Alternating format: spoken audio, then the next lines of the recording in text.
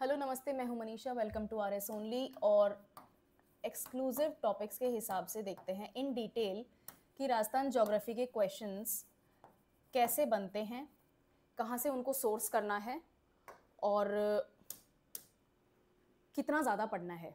ठीक है, कुछ क्वेश्चंस अपन ने पिछली क्लास में भी देखे थे। उसमें मैंने हर टाइप के ज्योग्राफी के, राजस्थान ज्योग्राफी के पॉइंट ऑफ व्यू से मैंने आपको क्वेश्चंस दिखाए थे। बहुत पर्टिकुलर टॉपिक वाइज देखना है। क्यों? क्योंकि आर एस एग्जाम ऑल्दो कुछ प्री एग्जाम्स और स्पेशली मेंस एग्जाम्स में अपन ने देखा है कि थोड़ा थोड़ा यूपीएससी का पैटर्न पकड़ रहे हैं। एनालिटिकल बेस्ड क्वेश्चंस आते हैं, लॉजिक बेस्ड क्वेश्चंस आते हैं, बट अभी भी फैक्ट्स का पीछा आरपीएससी नहीं छोड़ रहा है। ठीक है, तो आपके लिए रिपोर्ट्स पढ़ना ज़रूरी हो जाता है, आपके लिए ज़रूरी हो जाता है हर तरीके के फैक्ट्स का जानना। ठीक है, कोई भी अब यहाँ पर ठीक है बायोडाइवर्सिटी अपन डिस्कस करेंगे आज, लेकिन मैं दूसरा टॉपिक जैसे लूँ, क्लाइमेट कैरेक्टरिस्टिक्स हैं। ठीक है, तो क्लाइमेट कैरेक्टरिस्टिक्स में सबसे ज़्यादा राजस्थान के लिए क्या इंपॉर्टेंट है? मॉनसून है ना, हवाएं, हमारी जो विंड सिस्टम है वो आपके लिए बहुत ज़्यादा इंपॉर्टेंट है। तो सीजन्स आपके लिए इंपॉर्टेंट है, मॉनसून सिस्टम आपके लिए इंपॉर्टेंट है, और मैं सिर्फ और सिर्फ एक पर्टिकुलर टॉपिक की बात कर रही हूँ। तो कॉन्सेप्ट तो अपन ने समझ लिया। ठीक है, मावट कब होती है, क्यों होती है, मॉनसून कहाँ से आता है, कब राजस्थान में एंटर करता है, क्यों मॉनसून अच्छा नहीं है, सब देख लिया, सब समझ लिया, मैप भी लर्न कर लिए। मैम ये सारी मेरे को विंड सिस्टम याद हो गई हैं। मुझे तो ये भी पता चल गया कि कन्वेक्शनल करंट्स कैसे बनते हैं, मुझे ये भी पता चल गया कि ईस्टर्लीज का क्या डायरेक्शन है, कहाँ राजस्थान के क्लाइमेट के ऊपर इफेक्ट पड़ रहा है, वेस्टर्लीज से क्या इफेक्ट पड़ रहा है, मैंने सब पढ़ लिया। बढ़िया। वो पूछ लेंगे, आरपीएससी आपसे पूछ लेंगे कि 2024 के मॉनसून सीजन में फ्रॉम जून टू सितंबर जो मॉनसून सीजन चला, उसमें जोधपुर का मीन रेनफॉल कितना रहा इन सेंटीमीटर्स। हाँ, इतना घटिया क्वेश्चन होता है, बन जाता है। और वो क्वेश्चन बनने के पीछे ऐसा नहीं कि बस उनको बस विम्सिकली याद आया कि इस बार जोधपुर के बारे में पूछ लेते हैं या इस बार अपन राजसमंद के बारे में पूछ लेते हैं, ऐसा नहीं है। रीजन है कोई ना कोई करंट अफेयर्स, ठीक है ना, कोई ना कोई न्यूज ऐसी आई होगी जिसके कारण वो क्वेश्चन बन जाता है। ठीक है, फॉर एग्जाम्पल जोधपुर ने पिछले 20 सालों का, पिछले 25 सालों का या 50 सालों का रिकॉर्ड तोड़ दिया, इतनी बारिश हुई है। जैसे इस साल राजस्थान का फोरकास्ट क्या है, 109% बारिश हो रही है, यानी कि जितनी बारिश हमारी मीन रेनफॉल होती है ना, उससे भी ज्यादा बारिश होने का इस बार फोरकास्ट था, आईएमडी का फोरकास्ट था। ठीक है, तो इसलिए अब आपके लिए राजस्थान का मीन रेनफॉल पढ़ना इंपॉर्टेंट हो गया है। इसमें भी अगर कहीं पर मान ले अभी भी सीजन चल रहा है, राइट, और कहीं पर एक्स्ट्रा बारिश हो जाती है और कोई अनहोनी हो जाती है, क्लाउड बर्स्टिंग हो गई है, बाढ़ आ गई है, या किसी भी तरीके से डैम से अपन को एक्स्ट्रा पानी रिलीज करना पड़ रहा है बिकॉज वो खतरे की घंटी तक पहुंच गए हैं, खतरे वाले लेवल्स तक पहुंच गए हैं, इसकी न्यूज़ बनेगी। इसकी न्यूज़ बनेगी तो ये आपके लिए अब जानना इंपॉर्टेंट है कि मॉनसून या फिर कौन से डैम की मैं बात कर रही हूँ, कौन सा डैम न्यूज़ में आ गया। ठीक है, किस तरह से पानी डाइवर्ट किया गया है, किस तरह से लिफ्ट इरिगेशन में पानी, कैनाल्स में पानी पहुंचाया गया है, क्यों? क्योंकि पानी एक्स्ट्रा हो गया था। ठीक है, तो मॉनसून से रिलेटेड अब आपके लिए न्यूज़ के कारण वो फैक्ट्स इंपॉर्टेंट हो जाएंगे। वो हर चीज़ के साथ लागू होता है। मैं सिर्फ आज ज्योग्राफी की बात कर रही हूँ, उसमें भी मैं सिर्फ और सिर्फ बायोडाइवर्सिटी और वेजिटेशन की बात कर रही हूँ। वेजिटेशन में क्या क्या आता है? फॉरेस्ट आते हैं आपके। ठीक है, स्टेट ऑफ फॉरेस्ट रिपोर्ट आती है इंडिया की, है ना, उसमें इंडिया की तो है ही है, आपको पढ़नी ही पढ़नी है बिकॉज आपके लिए इंडियन ज्योग्राफी भी सिलेबस का पार्ट है, वो पढ़ना है। लेकिन उसमें ज़्यादा इंपॉर्टेंट आपके लिए राजस्थान हो जाता है। State of forest report India की, उसका राजस्थान का पोर्शन 10-12 पन्ने आएंगे, डाउनलोड करना पीडीएफ, सरकारी वेबसाइट के ऊपर सब मिलेगा फ्री, और वहां से राजस्थान को आपको घोंट के पी जाना है। ठीक है, कितना प्रोटेक्टेड एरिया है, किस तरह से उस प्रोटेक्टेड एरिया में कौन कौन से पेड़ पाए जाते हैं, कितना लैंड है, परसेंटेज ऑफ टोटल लैंड हो गया, अनप्रोटेक्टेड एरिया हो गया, कल्टिवेटेड एरिया हो गया, अनकल्टिवेटेड एरिया हो गया, फैलो लैंड हो गया, ये सारे आपको पढ़ने हैं। कौन से डिस्ट्रिक्ट में फैलो लैंड पाया जाता है, कौन सा डिस्ट्रिक्ट है जो सबसे ज्यादा फॉरेस्ट कवर में आता है, प्रोटेक्टेड फॉरेस्ट कवर में आता है, कौन सा डिस्ट्रिक्ट है जिसमें सबसे कम प्रोटेक्टेड फॉरेस्ट कवर है, या फिर सबसे कम कंजर्वेशन रिजर्व्स हैं, या फिर सबसे कम उसका एरिया फैलो लैंड का है। हर तरीके का फैक्ट वेजिटेशन से जुड़ा हुआ स्टेट ऑफ फॉरेस्ट रिपोर्ट से आपको मिलेगा और वो आपको पढ़नी है। ठीक है, और बायोडाइवर्सिटी क्या होती है? बायोडाइवर्सिटी होती है लाइफ। बायोडाइवर्सिटी में आपको क्या पढ़ना है? Animals and birds. ठीक है ना, और वेजिटेशन में क्या पढ़ना है आपको? फ्लोरा। फ्लोरा में क्या होते हैं आपके? ट्रीज, ग्रासेस, आपकी कल्टीवेशन, आपकी क्रॉप्स, आपकी सब कुछ आएंगी इसमें। Animals and birds, animals and birds को अपन यूं ही रैंडमली नहीं पढ़ लेते, इसमें आपको पढ़ना है कुछ क्लासिफिकेशंस, कंजर्वेशन रिजर्व कहाँ से हैं, कौन सा कहाँ पर है, कौन से एनिमल के लिए बनाया गया, किसने बनाया, कब बनाया। ठीक है, अगर किसी एक ही डिस्ट्रिक्ट में है तो सिर्फ उसी डिस्ट्रिक्ट को याद करना है, लेकिन कुछ कुछ कंजर्वेशन रिजर्व्स ऐसे हैं जो कि कुछ मल्टीपल डिस्ट्रिक्ट्स के बीच में होते हैं, है ना, जैसे 3-4 डिस्ट्रिक्ट हैं, उनके बॉर्डर एरियाज के पास में जो कंजर्वेशन रिजर्व होगा वो आपको पढ़ना है। कुछ ऐसे हैं जो नेशनल इंपॉर्टेंस रखते हैं, जैसे मुकुंदरा हिल्स हो गया कोटा का, जैसे रणथंबोर हो गया सवाई माधोपुर का, ठीक है, सरिस्का हो गया, आपका डेजर्ट नेशनल पार्क हो गया जैसलमेर का, जैसलमेर एंड बीकानेर, राइट। तो ये आपके लिए कुछ कुछ नेशनल इंपॉर्टेंस रखते हैं, वो भी आपको सेपरेटली पढ़ने हैं। जब आप बायोडाइवर्सिटी पढ़ रहे हैं, कंजर्वेशन रिजर्व्स पढ़ रहे हैं, आपको नेशनल पार्क्स पढ़ने हैं, वाइल्ड लाइफ सेंचुरीज पढ़ने हैं, बर्ड सेंचुरीज पढ़ने हैं, इनके साथ में इंपॉर्टेंट एनिमल्स भी पढ़ लिए, बढ़िया। अब इनके साथ में वहां से कौन कौन से वाटर के सोर्सेज उन एनिमल्स के लिए जरूरी होते हैं। रिवर्स, मैं रिवर्स की बात कर रही हूँ, अदरवाइज भी मैं रिवर्स और कैनाल्स और जो वाटर सोर्सेज अपने राजस्थान के हैं, सारा इरिगेशन वगैरह वो मैं अलग से भी लूंगी, लेकिन कंजर्वेशन रिजर्व के लिए भी आपको जरूरी है, ठीक है। जब आप कंजर्वेशन रिजर्व पढ़ रहे हैं तो इसी के लिए, इसी के साथ आपको पढ़ने हैं जो भी करंट अफेयर्स रहा है, ठीक है। जैसे कुनो पालपुर से लेकर रणथंबोर तक एक टाइगर स्ट्रिप बना रहे हैं, टाइगर कॉरिडोर बना रहे हैं, ताकि टाइगर्स का फ्री मूवमेंट हो सके।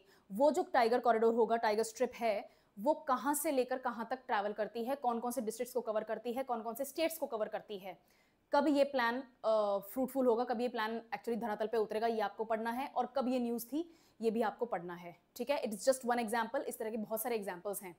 समझ में आया? तो मैं क्वेश्चन स्टार्ट कर रही हूँ। आपको हो सकता है लगे कि मैम एक दो क्वेश्चन ऑलरेडी रिपीट हो गया है, अपन ने पहले भी देखा है, हाँ, लेकिन मैं बहुत टॉपिक वाइज बात कर रही हूँ आज। स्टेट ऑफ इंडिया की फॉरेस्ट रिपोर्ट मैं आपको ऑलरेडी बता चुकी हूँ, है ना, मैंने पहले ही बताया था। इकोनॉमिक्स में जैसे इकोनॉमिक सर्वे होता है, हर साल आता है। इकोनॉमिक्स में जैसे कंट्री का और स्टेट का बजट होता है, एनुअल फाइनेंशियल स्टेटमेंट कहते हैं उसको, आपको पढ़ना होता है। वैसे ही आपको state of India forest report पढ़नी है। इसका नाम भी यही है, state of India forest report, या फिर इंडिया स्टेट फॉरेस्ट रिपोर्ट, यही इसी नाम से आता है। ये रिपोर्ट आपको पढ़नी है, और इसमें भी पर्टिकुलरली आपको ध्यान ज़्यादा देना है राजस्थान के ऊपर, ठीक है। 10-12 पेजेस का राजस्थान का एक क्लासिफिकेशन वाला, और इसमें क्या, इसको पढ़ना बहुत आसान होता है।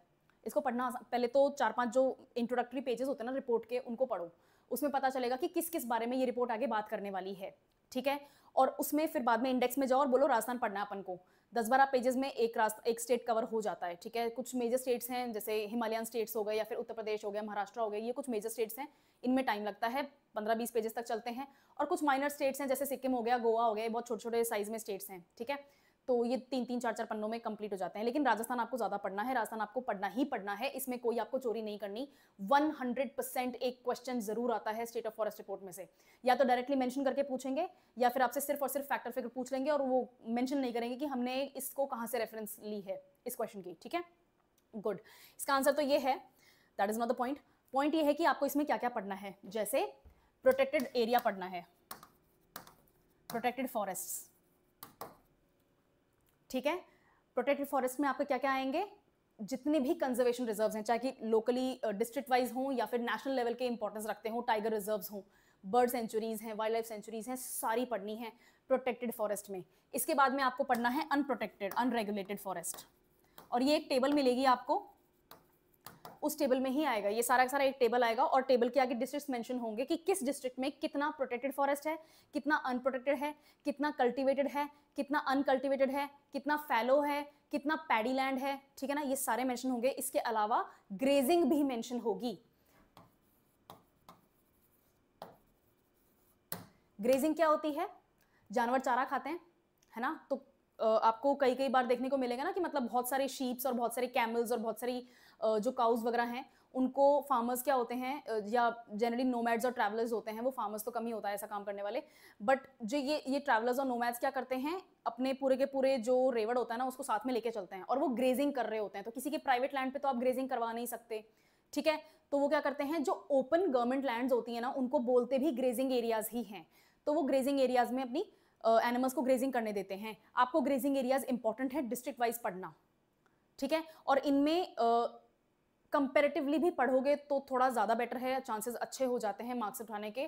जैसे फॉर एग्जांपल 2021 की रिपोर्ट की बात हो रही है, तो इसको कंपेयर करना है आपको 2019 की रिपोर्ट से, और फिर पढ़ना है। मैं सिर्फ इस रिपोर्ट की बात कर रही हूँ 21 की, इसके बाद में जो रिपोर्ट्स आई हैं उनको आपको कंपेयर करना है उनकी प्रीवियस रिपोर्ट्स से, ठीक है। ये बहुत ईजी है, ये सुन के लग रहा है कि मैम इतने सारे नंबर्स कैसे याद होंगे, इट्स एक्चुअली वेरी ईजी।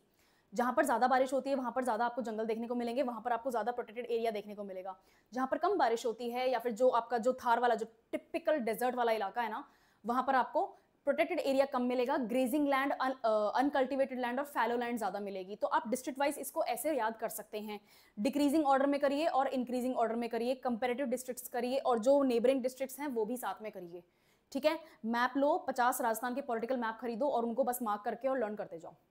ठीक है, state of India forest report आपके लिए जरूरी है, इसीलिए जरूरी है ये एग्जाम्पल। सॉरी, करेक्ट मैच कौन सा नहीं है? शेरगढ़ बूंदी में है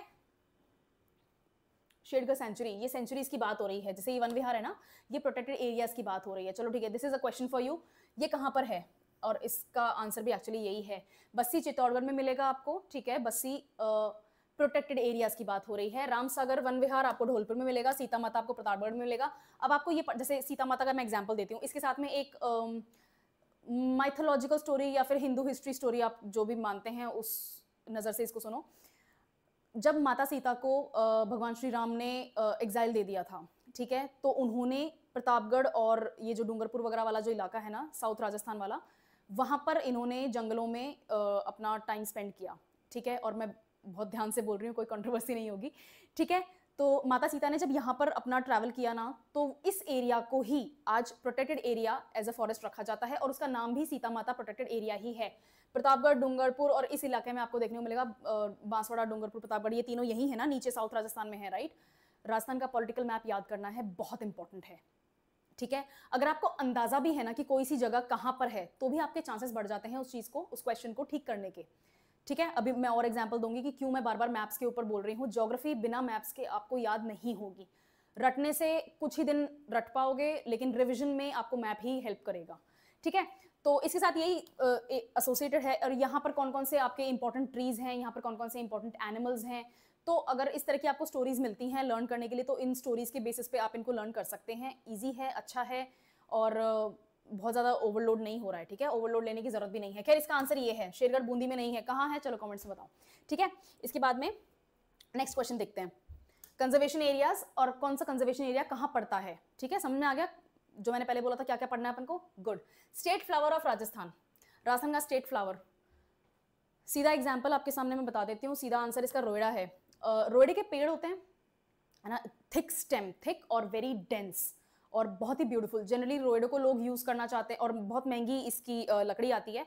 आप यूज करते हैं इसको फर्नीचर्स में, है ना। तो बहुत एक्सट्रीमली रिच आपके कोई फ्रेंड्स है ना, तो उनके घर में अगर आपको प्योर वुडन फर्नीचर मिल रहा है तो चांसेस हैं कि वो रोएडो का फर्नीचर है।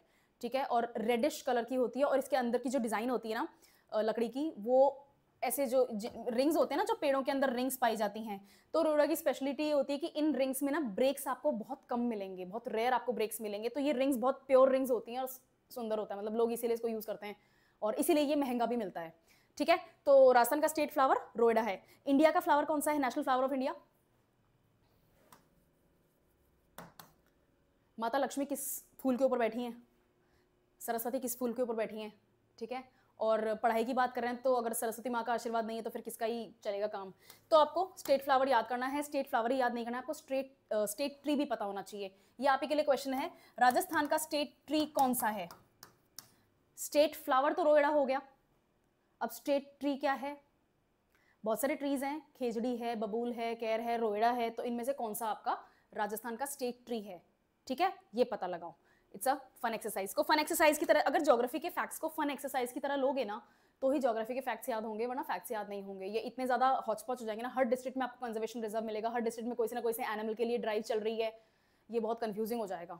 ठीक है, तो एज अ फन इसको अप्रोच करना है, तभी होगा। टाइम पास की तरह अप्रोच करोगे ना तो फिर नहीं होगा। रटने के लिए अप्रोच करोगे तो 2-4 दिन तो रटा हुआ याद रहेगा, फिर जैसे ही आप दूसरा सब्जेक्ट पिक करोगे तो इसको भूल जाओगे। So don't do that mistake. Gogelao conservation reserve अपन ने पहले भी बात करी है, नागौर में है। ठीक है, लेकिन इन बाकियों में भी कुछ ना कुछ तो होगा ही, कोई ना कोई एनिमल तो हर जगह प्रिजर्व हो रहा है। ठीक है, और मैं मतलब इसको एग्जैजरेट करके नहीं बोल रही हूँ, कोई ना कोई कंजर्वेशन रिजर्व में कोई ना कोई एनिमल है और हर डिस्ट्रिक्ट में या फिर एटलीस्ट बॉर्डरिंग डिस्ट्रिक्ट्स में कंजर्वेशन रिजर्व जरूर चल रहे हैं, कंजर्वेशन ड्राइव्स चल रही हैं। ठीक है, ये आपको पढ़ने हैं। कंजर्वेशन, बायोडाइवर्सिटी, राजस्थान में बायोडाइवर्सिटी कहाँ से आएगी वरना, अगर हम प्रोटेक्ट नहीं करेंगे तो? क्योंकि यहाँ पर इतने एक्सट्रीम टेम्परेचर्स हैं कि यहाँ पर एनिमल्स को कुछ एक्स्ट्रा हेल्प चाहिए होती है, अनलेस एंड अनटिल वो इन्हीं एक्सट्रीम टेम्परेचर्स में सर्वाइव करने के लिए बने हैं। जैसे डेजर्ट नेशनल पार्क है, कहाँ पर है? जोधपुर बीकानेर में है। ठीक है, और इट्स अ वास्ट एरिया, बहुत बहुत बड़ा डेजर्ट नेशनल पार्क है। वहाँ पर कौन से एनिमल सर्वाइव करेंगे? जो कि प्योर डेजर्ट में रहने वाले एनिमल्स हैं। स्पेशली उसको एस्टेब्लिश किया गया था ग्रेट इंडियन बस्टर्ड नाम की एक बर्ड के लिए, ठीक है ना, इट्स अ बिग बर्ड, और उसके लिए ही उसको इस्टेब्लिश किया गया था। पर वहाँ पर और भी एनिमल्स, ऐसा तो है नहीं कि जिस एनिमल के लिए कोई अपन कंजर्वेशन रिजर्व इस्टेब्लिश कर रहे हैं, स्टार्ट कर रहे हैं, तो वहाँ पर उसी को प्रोटेक्ट करेंगे, तो बाकी एनिमल्स को प्रोटेक्शन की जरूरत नहीं है क्या? सब एनिमल्स की पोचिंग होती है, बाकी एनिमल्स को भी प्रोटेक्शन की जरूरत है। तो आपको हर कंजर्वेशन रिजर्व की एटलीस्ट 3 से 4 एनिमल्स का पता होना चाहिए। तो ग्रेट इंडियन बस्टर्ड के साथ में वहाँ पर वल्चर्स को भी प्रोटेक्ट किया जा रहा है, फैल्कन्स को भी, ईगल्स को भी, इन सबको प्रोटेक्ट किया जा रहा है। अपार्ट फ्रॉम दैट वहाँ पर जो डेजर्ट स्कॉर्पियंस होते हैं उनको भी प्रोटेक्शन मिलती है, ठीक है, तो उनका भी ध्यान रखा जाता है। ओके, ये आपको पढ़ना है। मैथमेटिकल इंडाइसेस पता, अच्छा ठीक है, बायोडाइवर्सिटी को मेजर करने के लिए एक इंडेक्स होता है, ठीक है, बायोडाइवर्स। अब अल्फा इंडेक्स का मतलब क्या होता है? और अल्फा इंडेक्स में बहुत सारे और भी इंडेक्सेस होते हैं, जैसे सिम्पसन्स इंडेक्स हो गया और फिशर्स अल्फा इंडेक्स हो गया, और मतलब बहुत सारे इंडेक्सेस होते हैं, उन सबका मेल अल्फा इंडेक्स होता है, उनका सबका मिला के अल्फा इंडेक्स मेन कैटेगरी होती है। अल्फा इंडेक्स का मतलब क्या होता है? किसी भी हैबिटेट में या फिर किसी भी एक कम्युनिटी में, एक एरिया में कितनी डाइवर्सिटी ऑफ स्पीशीज पाई जाती हैं, कौन कौन सी स्पीशीज पाई जाती हैं, वो सब काउंट होते हैं, उन सबका बैलेंस काउंट होता है, और तब निकलता है अल्फा इंडेक्स। आपको मैथमेटिकली ये इंडेक्स कैसे निकलता है वो जानने की जरूरत नहीं है, वो सीखने की जरूरत नहीं है। कौन कौन से इंडाइसेस से मिलके अल्फा इंडेक्स बनता है वो भी जानने की जरूरत नहीं है, नाम पता हो मोर देन इनफ है, लेकिन डेफिनेशन और यूजेज आपको पता होना चाहिए। और ये बायोडाइवर्सिटी का एक मेजर टॉपिक है जिसको मैं अलग से भी कवर करूंगी। इंडाइसेस आपके लिए इंपॉर्टेंट हैं, सिर्फ ज्योग्राफी के पॉइंट ऑफ व्यू से ही नहीं, आपके सोशल इंडाइसेस जो होते हैं ना, जैसे ह्यूमन डेवलपमेंट इंडेक्स होता है इकोनॉमिक्स में, ठीक है, आपके पॉलिटी में प्रेस फ्रीडम इंडेक्स है, ये सारे इंडाइसेस अदरवाइज भी आपके एग्जाम पॉइंट ऑफ व्यू से इंपॉर्टेंट हैं। ये इंडाइसेस आई वुड सजेस्ट कि मतलब इतना ज़्यादा लोड लेने की जरूरत नहीं है, इनकी डेफिनेशंस और इनका बेसिक नंबर जो है वो आपको आना चाहिए, और वो आपके लिए क्लास में, आप क्लास अटेंड करोगे उसमें ही इनफ हो जाएगा, वहीं पर नोट्स मिल जाएंगे, वो इनफ है, ठीक है। इंडाइसेस क्यों आते हैं? क्योंकि इन इंडाइसेस में कोई ड्रास्टिक चेंज देखा जाता है और इसकी न्यूज़ बन जाती है। अगेन बहुत कुछ, बहुत सारा आपका जो सिलेबस है वो करंट अफेयर्स से कवर होगा, ठीक है, ये आपको ध्यान रखना है। इसके बाद में which is not a correct match, कौन सा डिस्ट्रिक्ट और कौन सा मैस्कॉट, इन ऑप्शंस को देखते हैं। भीलवाड़ा में पीकॉक, चूरू में ब्लैक बक, सवाई माधोपुर में लायन और जैसलमेर में ग्रेट इंडियन बस्टर्ड। इसको तो चलो मैंने अभी बता दिया, तो मुझे उम्मीद है कि इसको तो कोई याद कंफ्यूजन नहीं होगा। इस ऑप्शन को देखते हैं। मान लेते हैं कि मुझे भीलवाड़ा, चूरू और जैसलमेर के मस्कॉट्स भी नहीं पता, मुझे सवाई माधोपुर का मैस्कॉट, मुझे तो पता ही नहीं है कि कौन से डिस्ट्रिक्ट में क्या मैस्कॉट है, मुझे नहीं पता। मुझे इतना जरूर पता है कि ये एनिमल राजस्थान में नहीं पाया जाता, ये एनिमल सिर्फ और सिर्फ इन नेचर हमें गुजरात में देखने को मिलता है ना। गिर का लायन, ग्रेट इंडियन लायन, सिर्फ और सिर्फ गुजरात में है। राजस्थान में लायंस नहीं हैं, राजस्थान में क्या है? टाइगर्स हैं। प्रोटेक्टेड एरियाज में हम टाइगर रिजर्व्स मेंटेन करते हैं, जैसे Mukundra hills tigers reserve Kota में है, वैसे ही रणथंभौर टाइगर रिजर्व सवाई माधोपुर में है। पर मुझे नहीं पता कि हम टाइगर भी प्रोटेक्ट कर रहे हैं, पर इतना तो मुझे पता है कि लायंस राजस्थान में नहीं है। तो इन ऑप्शन को देख के ही मुझे पता चल गया कि यह आंसर गलत है। अदरवाइज आपको पता होना चाहिए कि सवाई माधोपुर में रणथंभौर है, रणथंभौर नेशनल पार्क जो है उसका दूसरा नाम है रणथंभौर टाइगर रिजर्व, और सवाई माधोपुर में टाइगर पाए जाते हैं। टाइगर्स को कंजर्व करने के लिए वहां पर नेशनल पार्क बनाया है। तो अगर टाइगर वहां पर नेशनल पार्क में है तो हम लायन को मैस्कॉट कैसे कर सकते हैं, ठीक है। दूसरी चीज, क्योंकि राजस्थान में लायन नहीं पाया जाता, टाइगर का भी नहीं पता, रणथंभौर का भी नहीं पता, नेशनल पार्क का भी नहीं पता। पहली बात तो क्यों नहीं पता, पता होना चाहिए। और अगर फिर भी नहीं पता, ठीक है, I am going blind in the exam, इस क्वेश्चन को मैं एक और तरीके से सॉल्व कर सकती हूँ। राजस्थान की ट्रेडिशंस में, फोक म्यूजिक में, फोक जो स्टोरीज हैं उनमें लायंस कहीं पे भी नहीं है ना। हमारी जो कल्चरल शेप होता, हमारा जो कल्चरल ट्रेडिशंस होते हैं वो उन एनिमल्स और उस नेचर के साथ में मिंगल होते हैं जिसके साथ में हम आज तक रहते आए हैं, ठीक है। तो आपको जनरली राजस्थान, जैसे पोशाक होती हैं, पगड़ी होना, ठीक है, जिस तरह के हम कपड़े पहनते हैं, जिस तरह की हम ज्वेलरी पहनते हैं, वो सब कुछ एक कल्चरल शेप को, एक कल्चरल क्या कहते हैं उसको, डेवलपमेंट प्रोवाइड करता है, ठीक है। ये कल्चर लायन से कहीं से भी इंस्पायर्ड नहीं हो सकती, फॉर द सेम रीजन कि लायन हमारे यहाँ पाया ही नहीं जाता, ठीक है। इसलिए इसका आंसर निकालना अदरवाइज भी थोड़ा सा इजी है। नेक्स्ट क्वेश्चन, अब ये क्वेश्चन अगर आपके सामने कभी आता है या इस तरह का क्वेश्चन आता है ना, तो 150 क्वेश्चन आपके प्री में होते हैं, कम से कम नहीं तो 20 से 25 क्वेश्चन ऐसे होते हैं जो छोड़ने के लिए होते हैं, ठीक है। वो क्वेश्चन सिर्फ इसलिए एग्जिस्ट करते हैं ताकि जो आसपास के स्टेट्स के जो स्टूडेंट्स आपके पास में, आपके स्टेट में आके फाइट कर रहे हैं ना, उनको डिस्करेज किया जा सके, ठीक है। ये क्वेश्चंस करने के लिए नहीं होते। 2016 के एग्जाम में 2010 का क्वेश्चन पूछ लिया कि 2010 में राजस्थान बायोलॉजिकल डाइवर्सिटी रूल्स बनाए थे। जरूरी नहीं है इसका पता हो, इसको मुझे भी डबल चेक करना पड़ा था, लाइक ऑनेस्टली, ठीक है। तो 2016 में 2010 की न्यूज का क्वेश्चन आ रहा है, तो it does not make sense to study. आप कितना पीछे जाके करंट अफेयर्स पढ़ने वाले हो, कितना ज्यादा पीछे जाके आपको हिस्ट्री पढ़नी है, ठीक है। तो ये क्वेश्चन वैसे अटेम्प्ट करने के लिए नहीं होता है, लेकिन कुछ कुछ ऐसी एक्सट्रीमली इंपॉर्टेंट न्यूज हो जाती हैं, जैसे 2025 चल रहा है और 2025 में 2020 के क्वेश्चंस बनते हैं और आ भी सकते हैं, बिकॉज वो एक ऐसा ईयर था जो हमारी जनरेशन ने पहली बार ही देखा और शायद आने वाली जनरेशन भी यही देखने वाली है। क्यों?